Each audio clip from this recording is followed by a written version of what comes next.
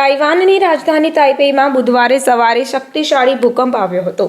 Richter scale પર તેની તીવ્રતા 7.2 માપવામાં આવી છે. જાપાને ઓકિનાવાના દક્ષિણી ટાપુ સમૂહ માટે સુનામીની ચેતવણી જારી કરી છે. અહીં ફ્લાઇટ્સ રદ કરવામાં આવી છે. ફિલિપાઇન્સે પણ સુનામીનું એલર્ટ જાહેર કર્યું છે. તેમજ દરિયાકાંઠાના વિસ્તારોને ખાલી કરવાના આદેશ પણ આપી દેવામાં આવ્યા છે. તાઇવાનમાં આવેલા ભૂકંપમાં એક વ્યક્તિના મોતના સમાચાર છે, જ્યારે 55થી વધુ લોકો ઘાયલ થયા છે. ભૂકંપના કારણે તાઇવાનના હુઆલિનમાં ઘણી ઇમારતો ધરાશાયી થઈ છે. ઘણા મકાનો અને ઇમારતો પત્તાના ડેકની જેમ ઢગલાબંધ હતા. તાઇવાનમાં ભૂકંપના કારણે મોટા પાયે વિનાશ થયો છે. આ પછી દેશભરમાં ટ્રેન સેવાઓ સ્થગિત કરી દેવામાં આવી છે, જેના કારણે વીજ પુરવઠો પણ ખોરવાયો છે.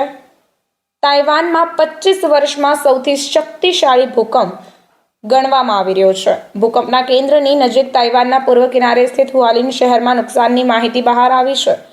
યુએસ જિયોલોજિકલ સર્વે અનુસાર ભૂકંપનું કેન્દ્ર હુઆલિન શહેરથી લગભગ 18 કિલોમીટર દક્ષિણમાં હતું. ભૂકંપના કારણે અનેક લોકો ઇમારતો અને ઘરોમાં ફસાયેલા છે. વહીવટીતંત્ર આ લોકોને બહાર કાઢવાનો પ્રયાસ કરી રહ્યું છે. સાથે જ પ્રશાસનને પણ લોકોને સલામત સ્થળે જવા માટે કહ્યું છે.